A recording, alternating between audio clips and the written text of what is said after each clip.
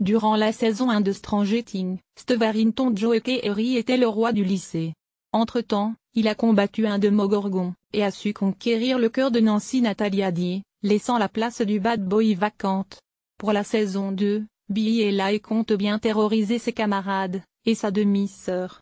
Boucle d'oreille, coupe au mulet, l'acteur Dacre Montgomery a dû se transformer pour incarner son personnage. Avant d'intégrer la création des Frères Duffier, le jeune homme s'était fait connaître du grand public dans le remake de 2017 des Peaux et Rangers.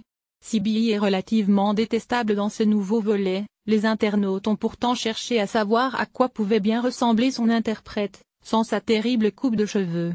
Et le résultat en a surpris plus d'un. We are not talking about Billy from Stranger Things 2.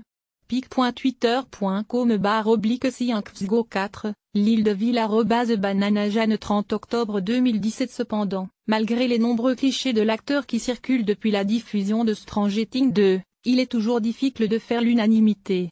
Billy from Stranger Things me dégoûte, j'ai envie de lui mettre des coups de poing dans sa grosse tête. https://t.co/i3xxi, Stéphanie @Zacliam 28 octobre 2017. Dans la pop culture comme ailleurs, tout n'est qu'une question de timing.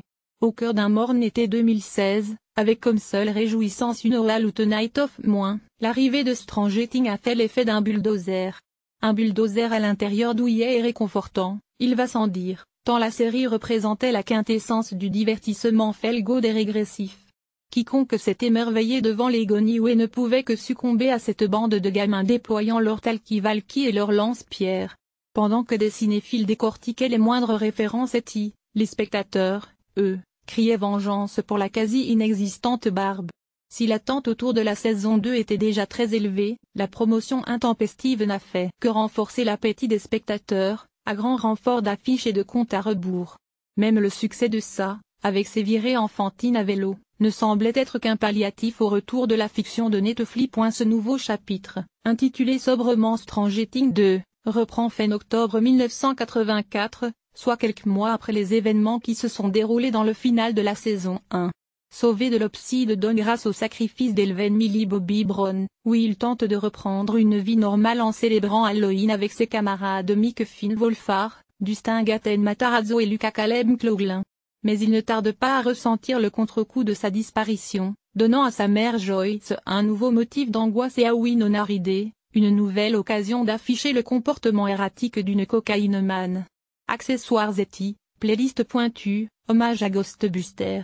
Stranger Things continue de construire un univers cohérent, relevant davantage de la reconstitution organique que du pastiche. Ce parfum de nostalgie se outre les clins d'œil à la pop culture, dans le choix des acteurs sans Astin Legoni pour jouer le petit ami de Joyce ou Paul Rézéalien dans le rôle du Dr. Owen. Après l'émerveillement des débuts, difficile toutefois de ne pas ressentir une impression de déjà-vu en découvrant les 9 épisodes. Cette familiarité s'explique autant par le jeu des références, un soupçon de Gremlin par-ci, une pincée de Carpenter par-là, que par le manque d'inventivité des frères Duffier. Les showrunners dénouent le fil d'une intrigue familière, et peinent à faire une place au nouveau visage dans le jeune cast. Max alias Sadie 5, est un simple prétexte à un nouveau triangle amoureux, tandis que son caricatural frère Billy prend la place de bad boy laissée vacante par Steve. À ce manque de renouvellement s'ajoute un problème plus structurel entre l'évolution de Will et la trajectoire d'Eleven. Ce nouveau chapitre condense 2 histoires trop déconnectées.